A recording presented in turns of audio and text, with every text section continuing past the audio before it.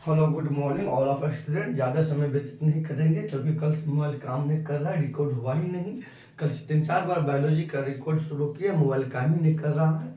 फिर भी 2 मिनट का देख रहे, अगर वीडियो बन जाए जो छापा हुआ है तो कम से कम वो हम आपको बता दें, क्योंकि छापने में बहुत समय लगता है। आइए जैसे तैसे लेकिन शुभारंभ कल से अच्छा से करेंगे, अभी वैसे आप इसको याद कर लीजिएगा। आइए, जीव विज्ञान मतलब जीव विज्ञान का शुरू नहीं कर रहे हैं, जो लिखा है वो आपको एक लाइन में बता देता हूँ। आइए, जीव विज्ञान परिभाषा समझिए।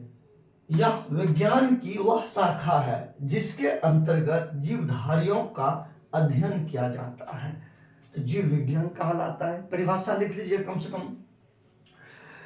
यह विज्ञान की वह शाखा है जिसके अंतर्गत जीवधारियों का अध्ययन किया जाता है, जीव विज्ञान कहलाता है। अब ये कुछ महत्वपूर्ण बात देखिए। चिकित्सा शास्त्र का जनक हिप्पोक्रेटस को माना जाता है। चिकित्सा शास्त्र का जनक हिप्पोक्रेटस को माना जाता है। और जो भी मेडिकल के छात्र जो है, जो भी मेडिकल की तैयारी करता है, उन सभी छात्र छात्राओं को उसको शपथ दिलाया जाता है हिप्पोक्रेटस का। तो प्रश्न पूछेंगे, मेडिकल छात्र छात्राओं को जो तैयारी करता है उनको किसका शपथ दिलाया जाता है? तो हिप्पोक्रेटस को जो है ना, उनका शपथ दिलाया जाता है। आइए, झाड़ियों का अध्ययन डेंट्रोलॉजी कहलाता है। जैसे झाड़ी नहीं होता है, पेड़ पौधा को झाड़ी उड़ी जो होता है, उस झाड़ियों का जो है, झाड़ियों का अध्ययन डेंट्रोलॉजी कहलाता है। बड़ा पूछे जाते हैं पेपर में। मैं इसलिए आज मैं फास्ट हूँ क्योंकि मोबाइल रिकॉर्ड हो रहा है कि नहीं हो रहा, मैं देख लेता हूँ, क्योंकि कल से मोबाइल बहुत परेशान कर दिया है, तो इसीलिए मैं थोड़ा फास्ट में हूँ। पता कि रिकॉर्ड हो या ना हो। झाड़ियों का अध्ययन डेंट्रोलॉजी कहलाता है। बीजों का अध्ययन एस्पर्मोलॉजी कहलाता है। बीजों का अध्ययन एस्पर्मोलॉजी कहलाता है। भूमि का अध्ययन पेडोलॉजी कहलाता है। भूमि का अध्ययन पेडोलॉजी कहलाता है। मधुमक्खी पालन का अध्ययन एपीकल्चर कहलाता है।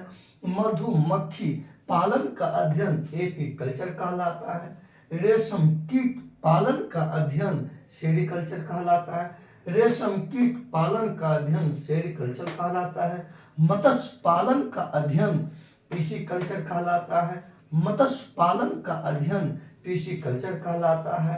कवकों का अध्ययन माइकोलॉजी कहलाता है।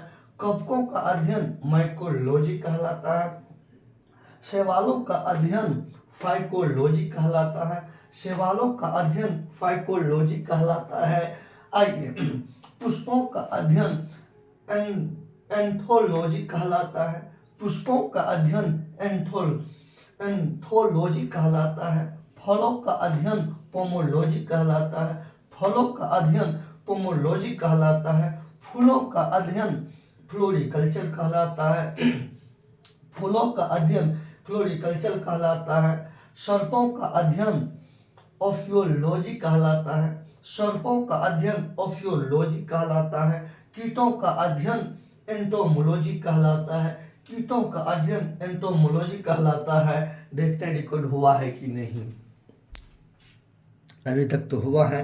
अब आइए देखिए, अभी तक मतलब रिकॉर्ड जारी है, इसलिए मैं थोड़ा सा बता देता हूँ। अगर कट गया तो इतने भी वीडियो डाल दूंगा और आप लोग देख लीजिएगा, ये बना लीजिएगा। ये जितना आपको है ना, इसमें से ये बहुत महत्वपूर्ण मैं अध्ययन लेकर के आया हूँ। ऐसे इसको हम नहीं बताते, पर मोबाइल काम नहीं कर रहे हैं। अभी हम 128 GB HP का पेन ड्राइव ऑनलाइन किए हैं, उसको 2 दिन आने में समय लग जाएगा। उसके बाद फिर से आपको वीडियो अच्छा तरह से जाने लगेगा तब मोबाइल की परेशानी समाधान हो जाएगा। तो ये सब आपको प्रश्न पूछे जाते हैं, ये जितने भी महत्वपूर्ण लाए हैं ना, काफी एग्जाम के दृष्टिकोण से काफी यूजफुल है, महत्वपूर्ण है। सोचिए कि ये आपका एक न एक रहेगा ही रहेगा। आप मेरा दावा है ये आप लिख लीजिएगा। आइए, तो अगर समय है तो इसको तो हम बता दिए हैं, और देखते हैं कि यहाँ थोड़ा सा समझाने का प्रयास करते हैं, बायोलॉजी के थोड़ा सा चर्चा करते हैं। आइए जीव विज्ञान। जीव विज्ञान।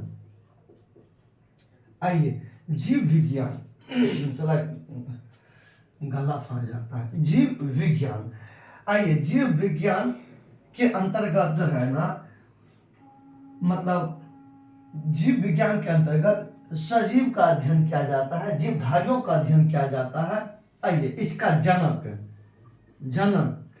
या पिता, जनक या पिता अरस्तु को माना जाता है। किसको? अरस्तु को माना जाता है। अरस्तु ने जीव विज्ञान को जनक माना जाता है, क्योंकि सबसे पहले जीव विज्ञान को लिखने का काम अरस्तु ने ही किया, इसी लेकर के जीव विज्ञान के जनक अरस्तु को माना जाता है।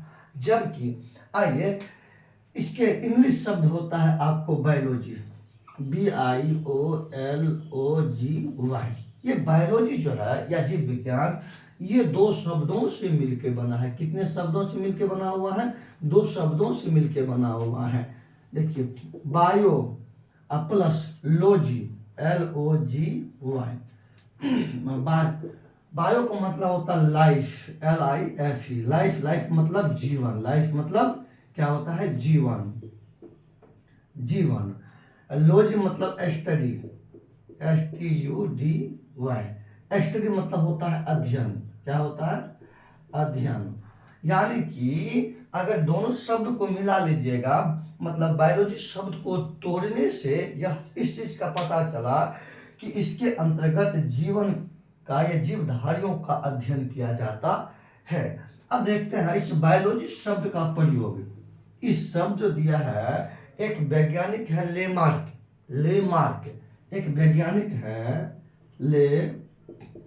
लेमार्क, और ये बेचारा फ्रांस की है। कहाँ का ये है? फ्रांस का है। ये कहाँ का? ये फ्रांस का है।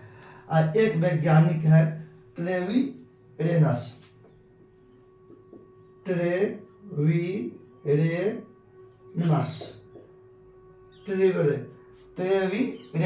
मतलब लेमार्क एवं ट्रेवीरेनस ने जीव विज्ञान शब्द का प्रयोग किया, जीव विज्ञान शब्द दिया या बायोलॉजी शब्द दिया, BIOLOGY, बायोलॉजी शब्द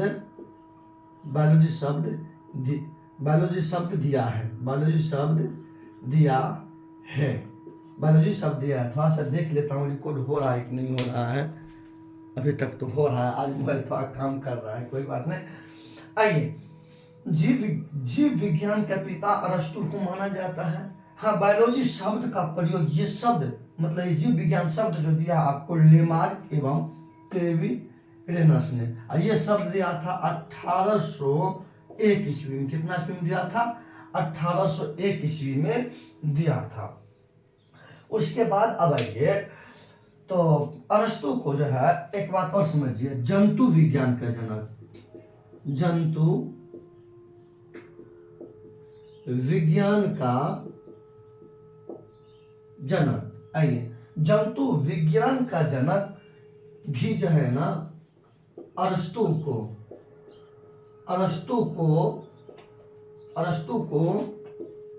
माना जाता है। मतलब जंतु विज्ञान का जनक अरस्तु को माना जाता है। जंतु विज्ञान का जनक किसको माना जाता है? अरस्तु को माना जाता है। मतलब जंतु विज्ञान का भी जनक अरस्तु को माना जाता है और जीव विज्ञान का जनक भी अरस्तु को माना जाता है। अब आइए, जीव विज्ञान की वह शाखा है जिसके अंतर्गत समस्त जीवधारियों का अध्ययन किया जाता है, जीव विज्ञान कहलाता है। अब आइए, जीव विज्ञान दो शब्दों से मिलकर बना हुआ है, बायोलॉजी दो शब्दों से मिलकर बना हुआ है, बायो प्लस लॉजी। बायो मतलब लाइफ मतलब जीवन, लॉजी मतलब स्टडी मतलब अध्ययन। इसके अंतर्गत जीवन का या जीवधारियों का अध्ययन किया जाता है। और जीव विज्ञान शब्द का प्रयोग लेमार्क एवं ट्रेवीरेनस ने किया। और उसके बाद आगे देखेंगे, तो जंतु विज्ञान का भी जनक किसको? अरस्तु को माना जाता है। और अरस्तु ने क्या किया? जीव विज्ञान को दो भागों में बांटा। अध्ययन के दृष्टिकोण से जीव विज्ञान के कितने भागों में बांटा? दो भागों में बांटा। आइए,